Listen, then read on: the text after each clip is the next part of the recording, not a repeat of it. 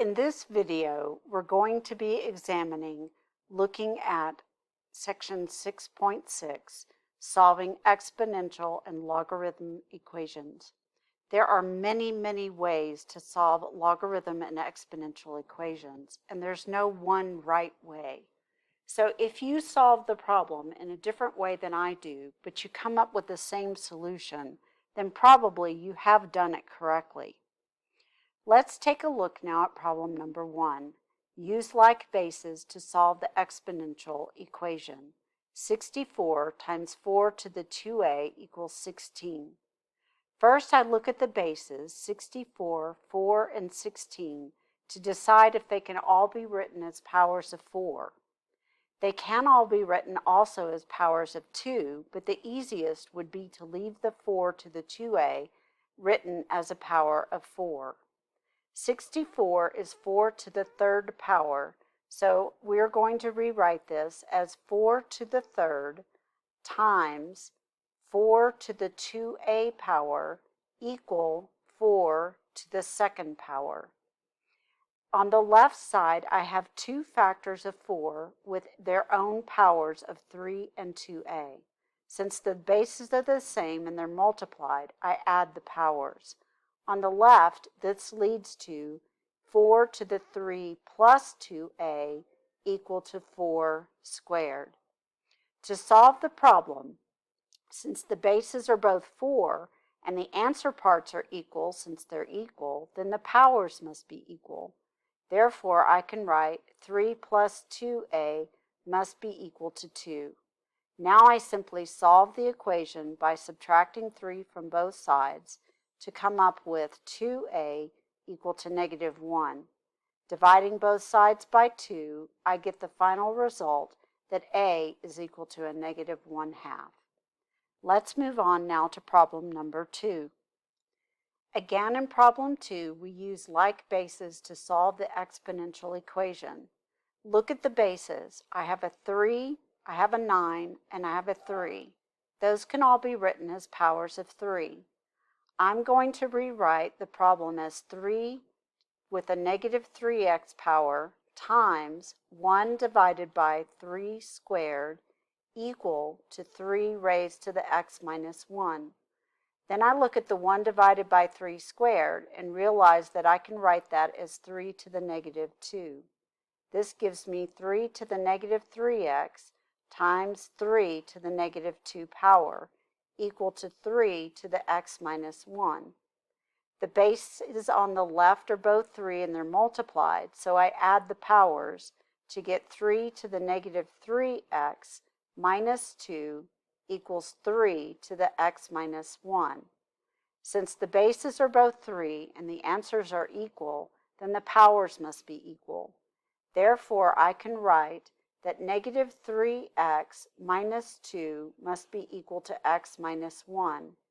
I can move the negative 3x to the right by adding 3x to both sides, and I can move the negative 1 to the left by adding 1 to both sides. That gives me negative 1 on the left equal to 4x. Finally, I divide both sides by 4, and that gives the result that x is equal to a negative 1/4. Let's take a look at problem number 3. In problem number 3, we are to use logarithms to solve the equation 10 to the a minus 3 equal 1. Note that what we're solving for is in the power. We want to know what is a. I need to be able to get this down to the line, so I switch this into logarithm form. That means that I write log with the base of 10 of the answer part 1 is equal to a minus 3. Now, think about this. What power would I raise 10 to come up with a 1? I would raise it to the 0th power.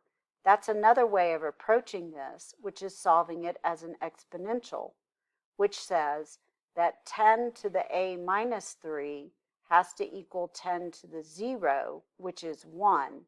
And that would say that a minus 3 has to equal 0, or a is equal to 3. Solving as a logarithmic equation Note that the left side does give us the 0, and this gives us a minus 3, which again gives us the same result, that a is equal to 3. Notice that the a is a part of the power, and answers for powers can be any value of a real number. Let's look at number 4. Use logarithms to solve. 8e to the 3y equals 9. In this problem, I have an 8, an e, and a 9. Those are not going to be written as powers of the same number. 9 can be written as 3 squared, and 8 can be written as 2 cubed, but neither of those can be written as a power of e. Let's use the natural log. First, I want to isolate my e to the 3y by dividing both sides of this equation by the 8. That will isolate the part that is the base and the power.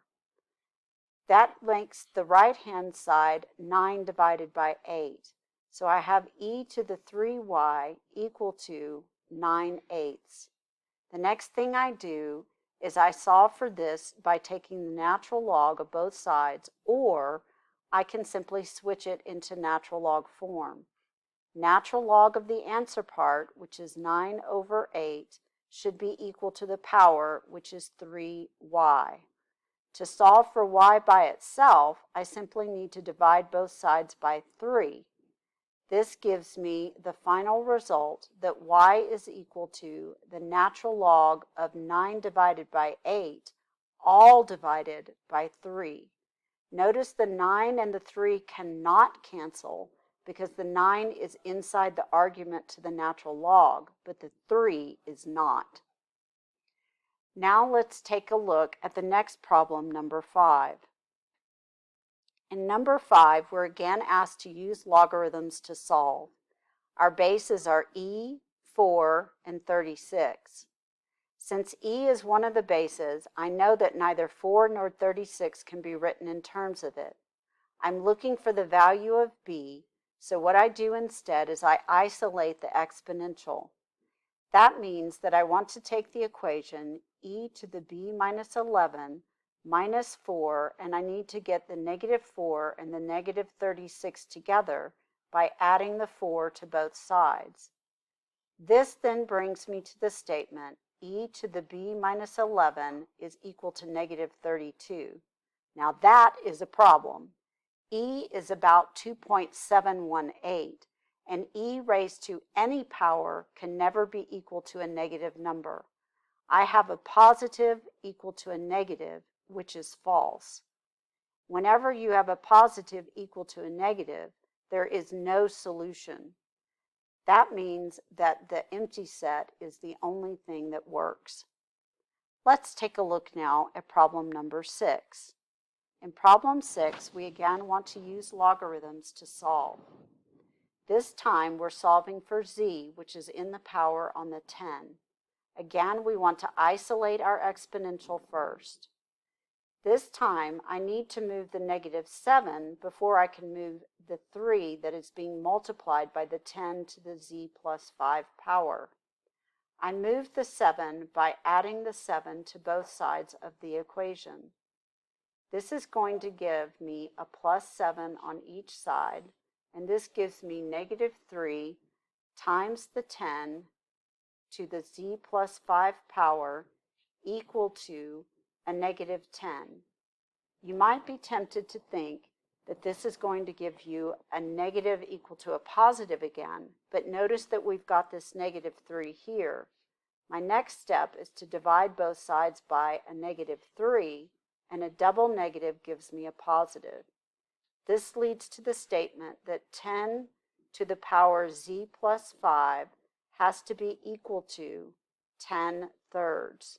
This is a positive equal to a positive, so there's no problem.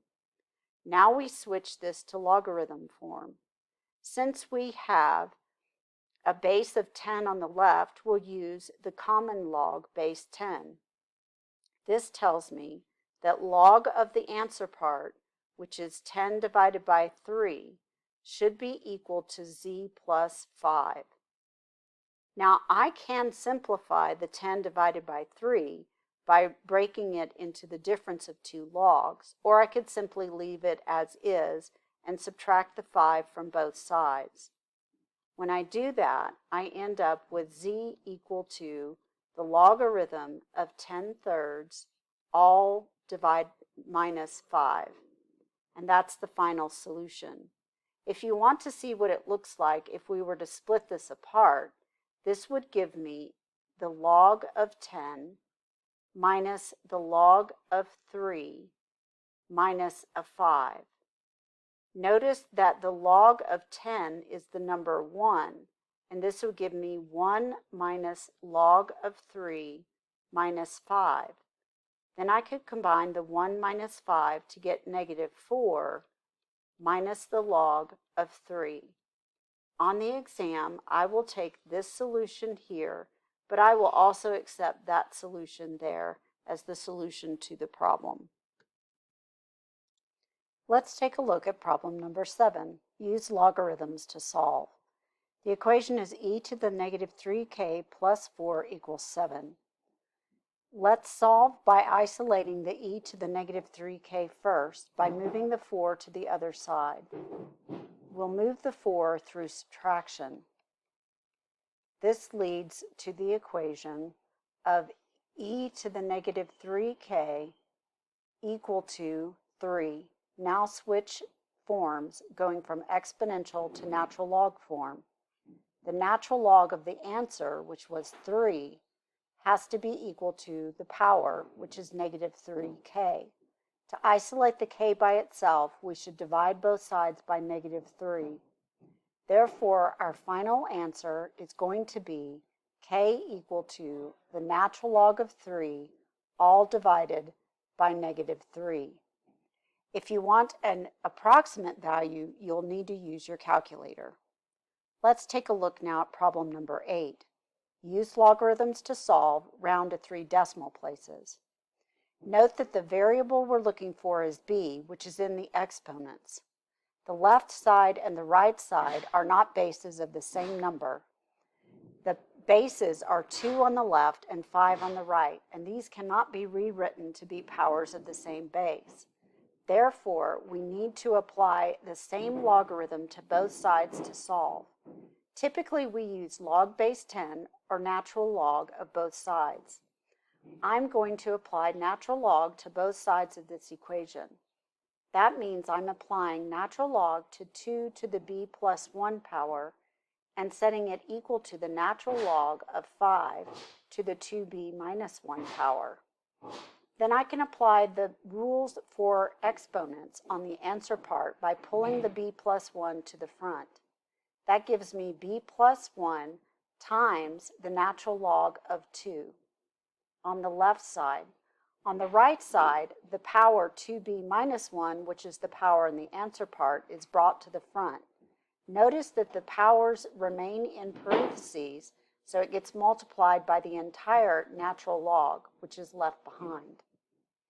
Now I want to get my b terms together by first distributing out with the natural log of 2 on the left and the natural log of 5 on the right. Remember that you can apply the distributive property either from the front or from the back. This gives me b times the natural log of 2 plus the natural log of 2 equal to, on the right side, I distribute the natural log of 5 to get 2b times the natural log of 5 minus the natural log of 5. Now that we've distributed, note that we have only 2 terms that have a b in them. Let's get the 2 terms together on the same side of the equation. To get the b terms together, you can move either one, and then we will move the remaining term that doesn't have b to the other side. Since my natural log of 2 is positive and my natural log of 5 is negative, I'm going to move the natural log of 5 to the other side so that I can avoid the extra negative. That will put both natural log of 2 and natural log of 5 on the same side. This gives me the natural log of 2 plus the natural log of 5. Because they're both natural log, I could combine them together into the natural log of 2 times 5, or the natural log of 10. Now let's look at the two remaining terms. Since I moved my natural log of 5 to the left, I want to move my b natural log of 2 to the right to get it near the other term that has b in it. This moves this to the right-hand side of the equation, where I can write 2b natural log of 5 minus b times the natural log of 2. The next thing I want to do is factor out the b. This leaves me with 2 times the natural log of 5 minus the natural log of 2. I could use the logarithm properties to condense this log here by rewriting it instead as the natural log of 5 squared minus the natural log of 2. Then I could further condense it by combining these into the ratio of 5 squared and 2. This will lead us to the natural log of 10 on the left equal to b times the natural log of 25, which is 5 squared, divided by 2. To isolate the b by itself, I need to divide both sides of the equation by this expression. This gives me that b is equal to the natural log of 10 divided by the quantity natural log of 25 divided by 2. Now you need to grab your calculator to figure out what each part is. The natural log of 10 will give you approximately 2.30. Now let's divide by the natural log of 25 divided by 2. Notice that you probably want to put things in parentheses so that you can get a more exact value than I'm getting by rounding to 2 decimal places.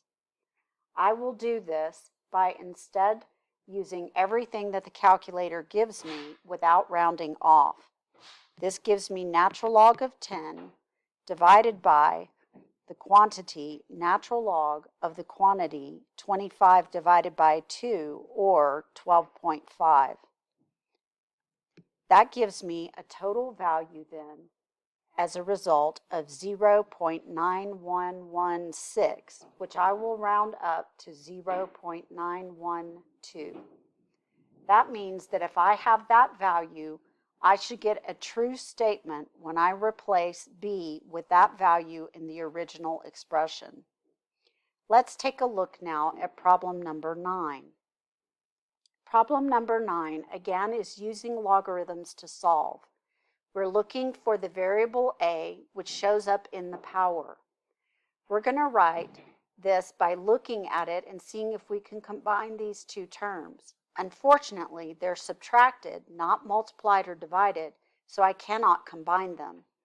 I can, however, make a substitution and say that u is equal to e to the a, and I can rewrite e to the 2a as e to the a quantity squared, since when I have one base and two powers, I multiply the powers. This means that I can rewrite this as u squared. Then I can rewrite this problem as u squared minus u minus 30 equals 0. This is going to give me a binomial expression when I factor it. When I factor u squared minus u minus 30, I need two factors of 30 that have a difference of -1. That's going to be u minus 6 and u plus 5. And that gives me the solutions of either u minus 6 equals 0, so u equals 6, or instead u plus 5 equals 0, in which case u would have to be -5. Then I go back to my original substitution expression and I replace u with e to the a. If e to the a is equal to 6, then I can write this in natural log form as the natural log of 6 is equal to a. That gives me one possible value for a. How about the other one? This would give me e to the a is equal to -5, but this is impossible. E to a power must be positive, and it cannot be equal to a negative number. So this one gives me no solution. Therefore, I only have one possible answer, which is the natural log of 6. Let's take a look at problem number 10. In problem number 10, use logarithms to solve the equation 5 times e to the 5x plus 2 equal 5. Since I only have one exponential expression, I want to isolate it by first subtracting the 2 from both sides. This will give me 5e to the 5x plus 2, and by subtracting the 2, I can end up with 3 on the right-hand side. This gives 5e to the 5x plus 2 equal to 3. The next step is to isolate the exponential by dividing by the 5. When I divide both sides by 5, I get 3/5. This gives me e to the 5x plus 2 equal 3/5. The next thing I want to do is switch to natural log form. I have the natural log of 3/5, which will be equal to the power, which is 5x plus 2. I could split this apart into the difference of the natural log of 3 minus the natural log of 5, but it's not necessary. Instead, I can simply isolate x by subtracting 2 from both sides of the equation. This leads to the natural log of 3/5 minus a 2, which gives me the 5x. Finally, I divide both sides by 5 to come up with the solution for x of the natural log of 3 divided by 5 minus 2 for the numerator, all divided by 5 in the denominator. This is the final expression for the answer for this problem. Let's take a look now at problem number 11. In problem number 11, we want to use logarithms to solve the equation 4 times e to the negative 5x minus 3 minus 2 equal negative 4. First, I need to isolate the exponential term by moving the negative 2 by addition of 2. This will give me 4 times e to the negative 5x minus 3, and I will add 2 to both sides of the equation to move the negative 2. This gives me 4 times e to the negative 5x minus 3 equal to negative 2. If I divide both sides of the equation by 4 to isolate the exponential, this is going to lead to a problem. The problem is the left is e raised to a power. E to any power must be positive. On the right side, I have a negative 1/2. Negative 1/2 is always negative. That means that this problem has no solution, since that is a false statement. Therefore, there's no value for x that will make that true. Now we wish to use the definition of a logarithm to rewrite the equation as an exponential equation. For this particular problem, we simply take the base raised to a power equal to the answer part. In other words, we have 361 to the 1/2 power equal to 19. That's all we need to do to solve this particular problem. In the next problem, which is number 13, we again want to use the definition of a logarithm to solve the equation. In this case, we have 3 times the log base 4 of a equals 6. We want to know what a is equal to. In this case, you have two choices. You could put the 3 back on the a, or you could simply divide both sides by 3, which I think would be easier. This gives us 3 times the log base 4 of a equal to 6. When we divide both sides of the equation by 3, we end up with the log base 4 of a on the left and 2 on the right. Now we want to convert into exponential form. The base is 4 raised to the second power equals a, and since 4 squared is 16, we have that a is 16. Make sure that your solution is a strictly positive number, since a was the answer part, and all answer parts must be strictly positive. Note that powers can be anything, but answer parts must be positive. Bases must be positive and not 1. Let's look now at problem number 14. Use the definition of a logarithm to solve the equation. 2 times the log of 6x plus 4, the quantity, plus 4 equals 6. First, we need to isolate the logarithm by subtracting 4 from both sides of the equation. When we subtract 4 from both sides of the equation, this will lead to the following expression. We will get, instead, 2 times the log of 6x plus 4, the quantity, equal to 2. Again, you could pull the 2 in as a power on the answer part, or you could simply divide both sides by 2, which would be the easier way to go. This then gives you log of the quantity 6x plus 4 equal to 1. Now we convert to logarithm, from logarithm form to exponential. There is no base written, but it is spelled log, so the base must be 10, the power must be 1, and it must equal 6x plus 4. To solve for x, we next subtract the 4 from both sides, and this leads to the equation that 6 is equal to 6x. Therefore, our x is equal to 1. Going back to our problem, x is not the entire answer part, it's only a part of it.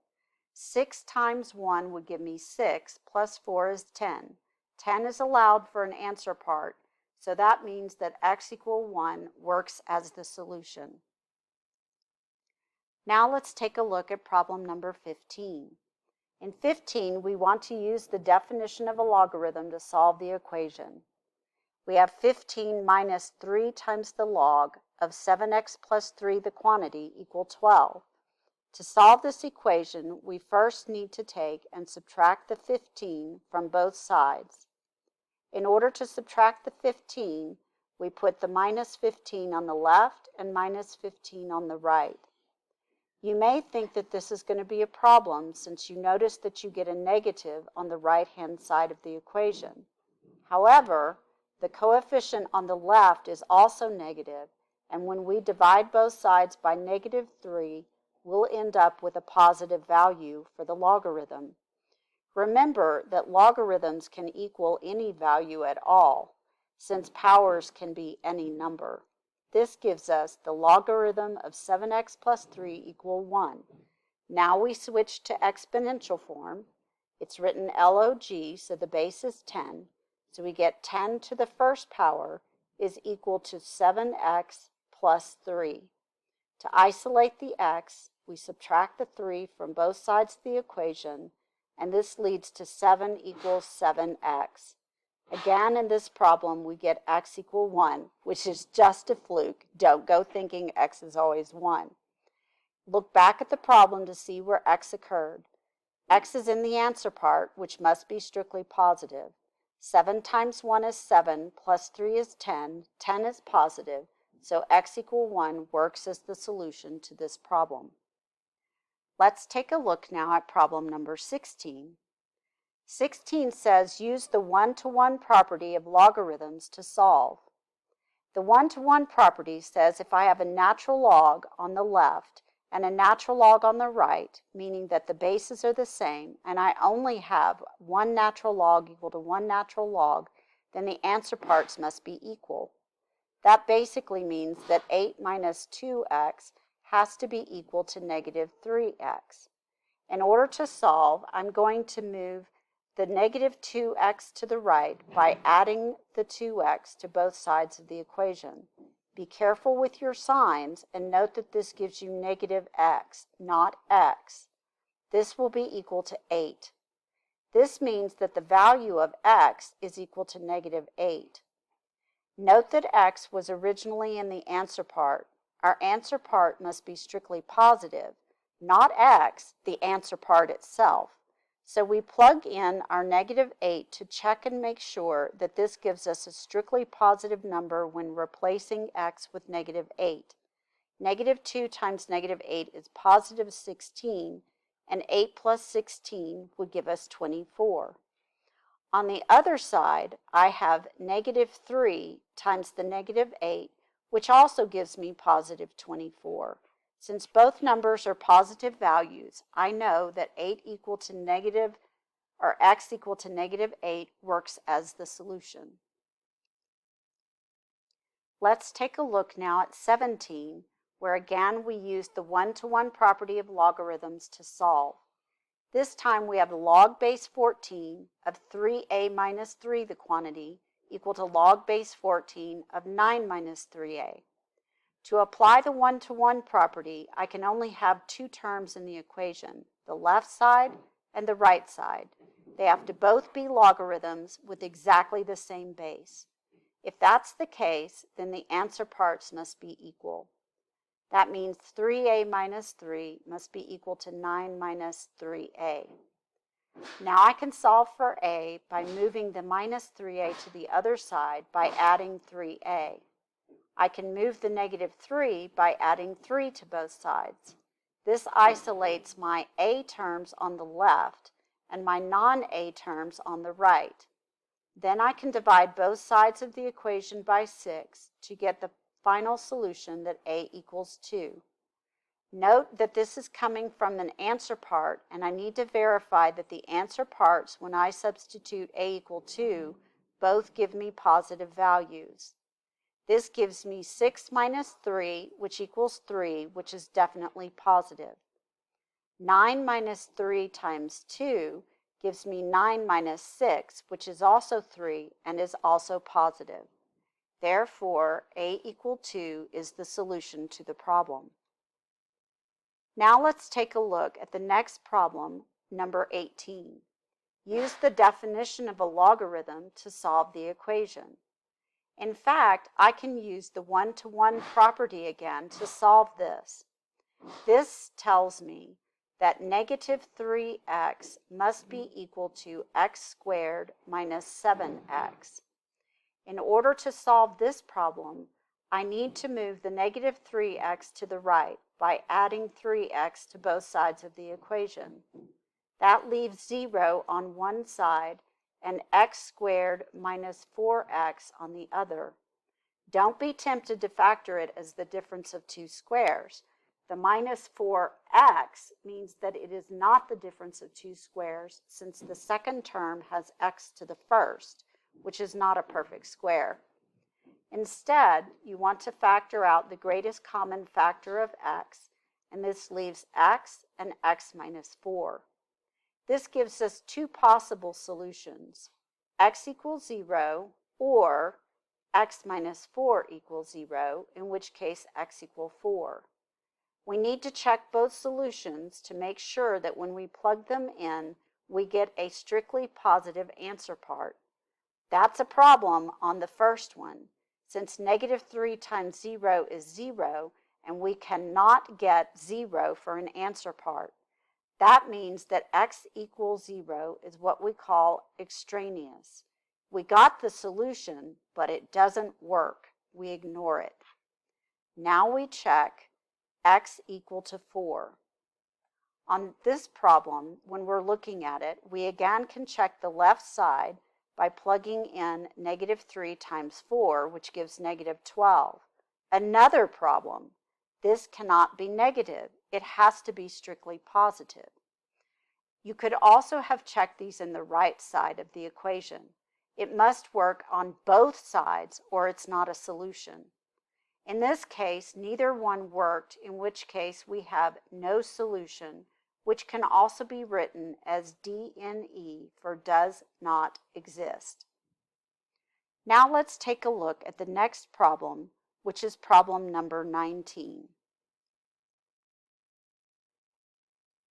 In problem 19, we use the definition of a logarithm to solve the equation. We have natural log of 8z equals natural log of z squared plus 5z. Again, we use the one-to-one property since we have one natural log on the left equal to one natural log on the right to write 8z equals z squared plus 5z.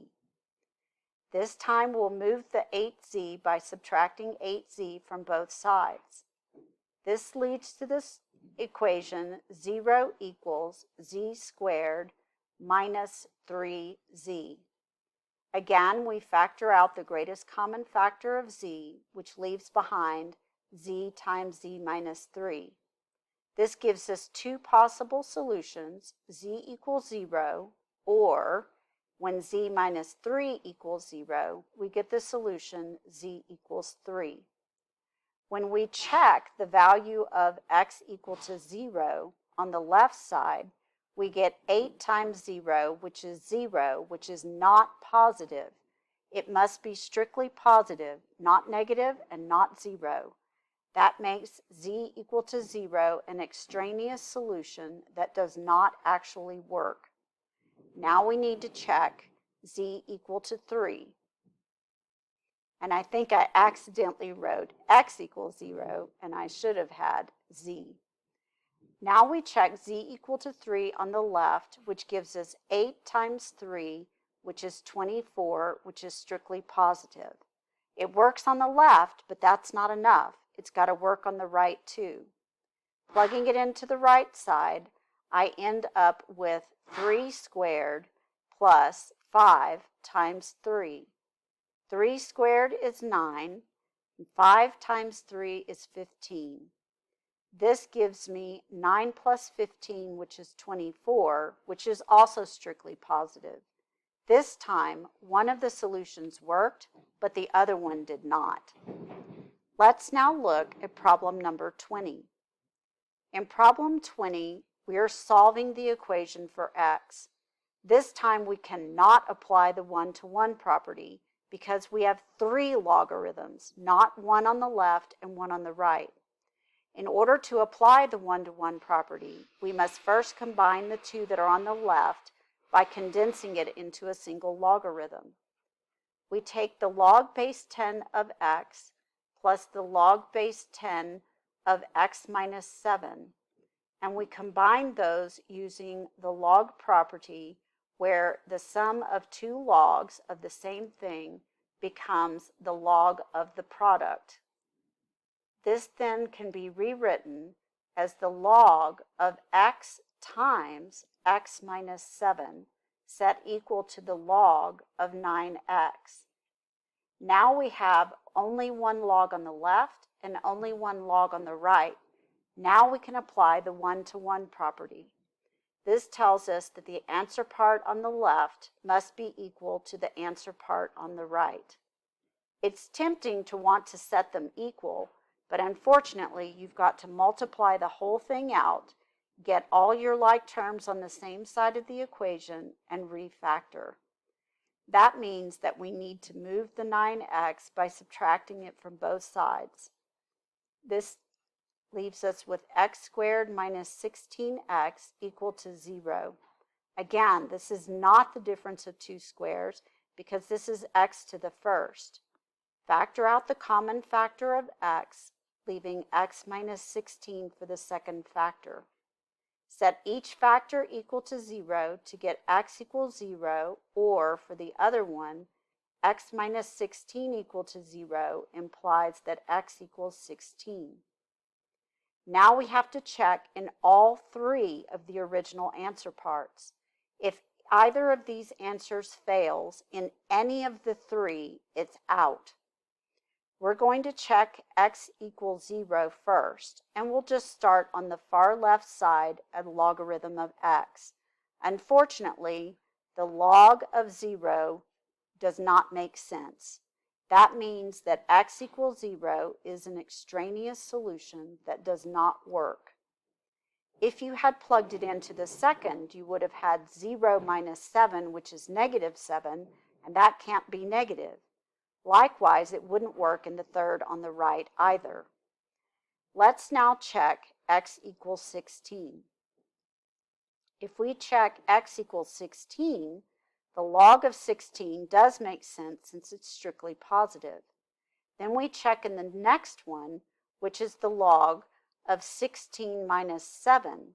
16 minus 7 would give me the log of 9, and 9 is a strictly positive number, so it works. Finally, I need to check it in the third one, which is the log of 9 times 16. And 9 times 16 is 144. This gives me the log of 144, which is also something that makes sense since 144 is positive. This means that x equals 16 solves the equation, but x equals 0 does not. Let's now look at problem number 21. In problem 21, we wish to solve the equation for x. On the left-hand side, we have the difference of two natural logs.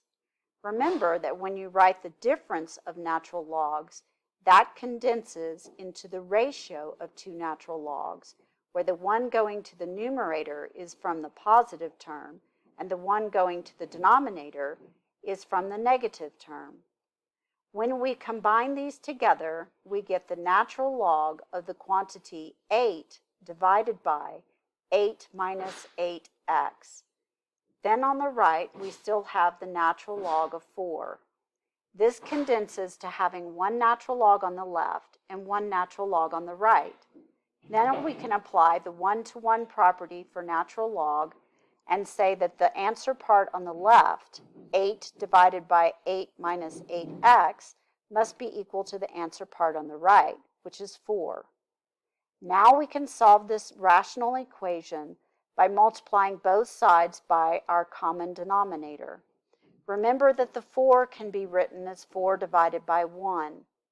This gives me that 8 is equal to 4 times the quantity 8 minus 8x after I've multiplied both sides of the equation by my common denominator, which is, in fact, the only denominator other than 1.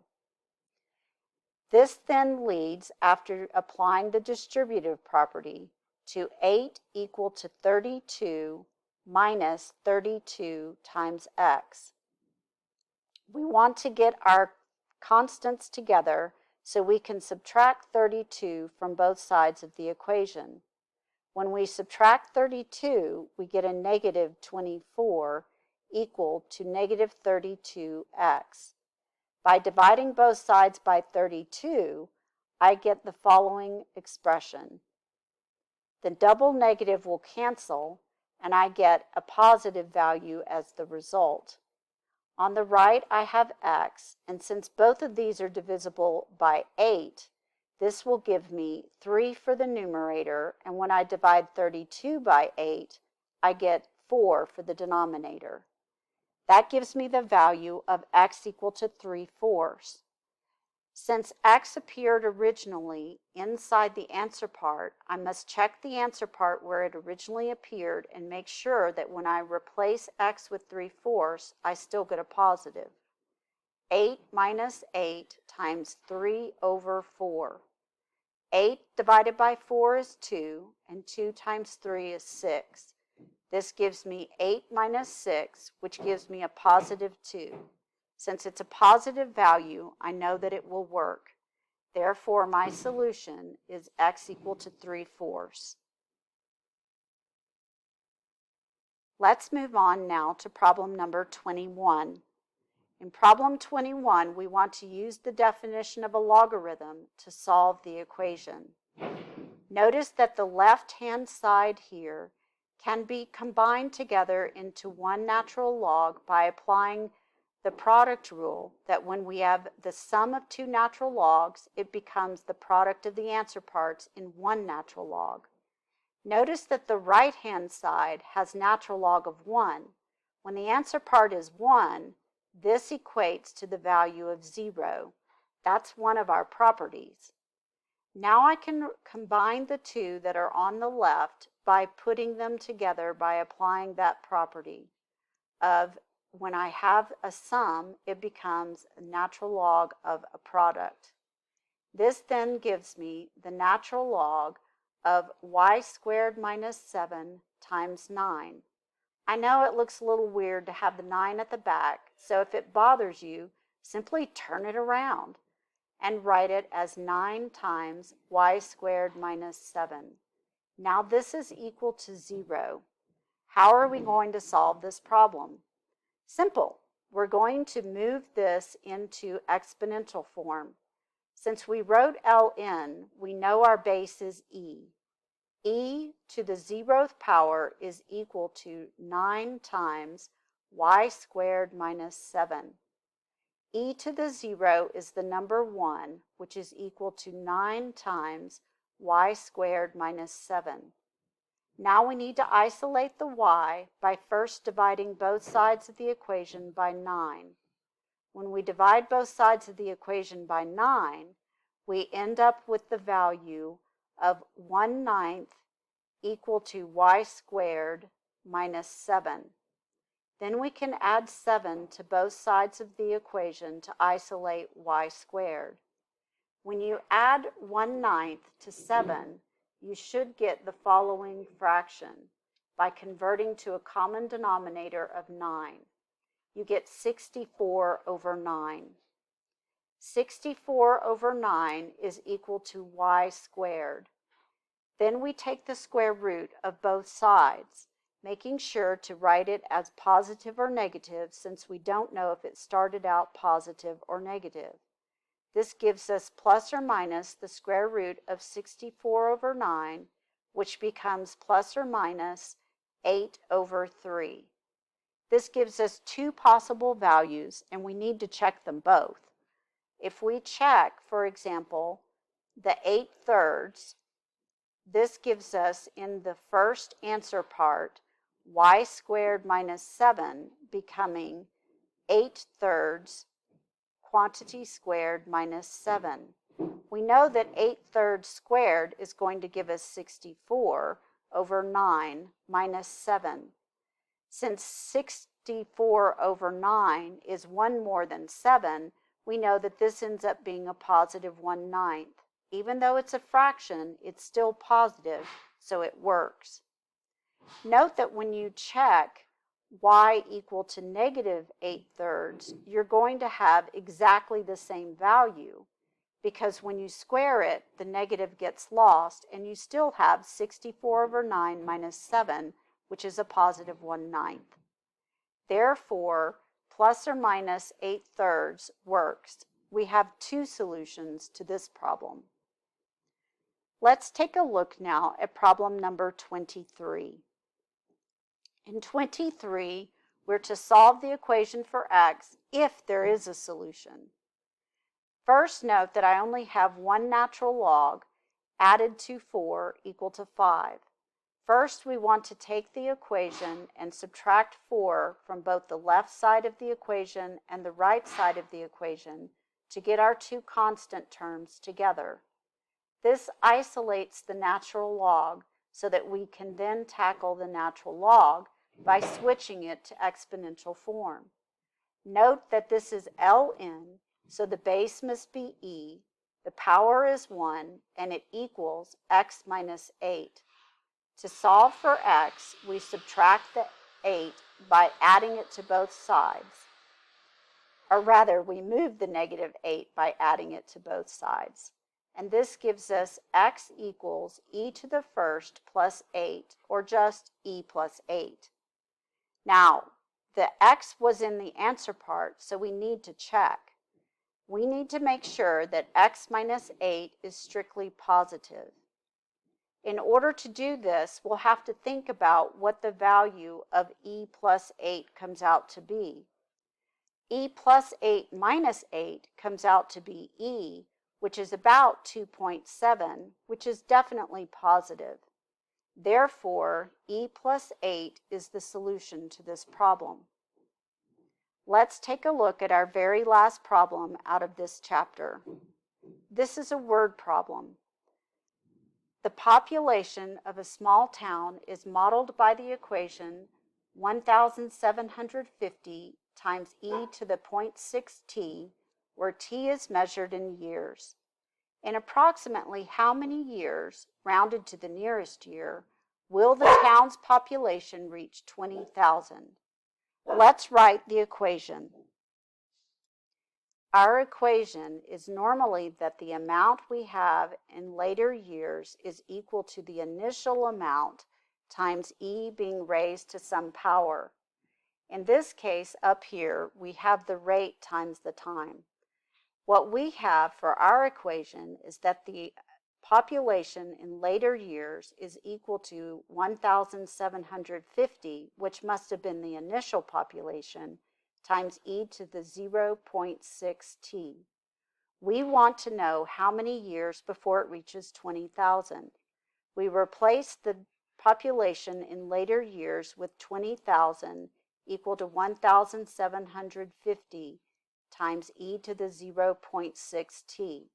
Now we want to solve for t by isolating the exponential e to the 0.6t. First, we'll divide both sides by 1,750 so we can isolate our exponential. This gives us e to the 0.6t on the right and a reduced fraction on the left corresponding to, if I can find it on my calculator, 80 divided by 7. That's what it is in reduced form. Notice that you can get a similar value by first dividing out the 0 and then dividing each of these by 25. That's 7 here and 80 there. Now that I have it in exponential form, I switch the equation and I go to log form. This tells me that the natural log of the answer, 80 divided by 7, has to be equal to the power, which is 0.6t. To solve for t by itself, I simply divide both sides by 0.6. This gives me this right side and left side divided by 0.6 results in t equal to the natural log of the quantity 80 divided by 7, all divided by 0.6. We need to round to the nearest year, so take your calculator and enter natural log, open parentheses, 80 divided by 7, close parentheses, hit equals, then do divided by 0.6. This should give you roughly that t is approximately equal to 4.06, which rounds to 4 years. Our final solution, rounded to the nearest year, is that in 4 years it will reach that population. That is a huge population growth, by the way. That's super, super fast, and you almost never see a population growth that fast. Unless maybe you're talking about rabbits, in which case that might not be unreasonable. This is the end of this video. In the next video, we'll be discussing material coming out of Chapter 11. I hope that this helps you solve the problems out of Chapter 6, Section 6, Exponential and Logarithmic Equations.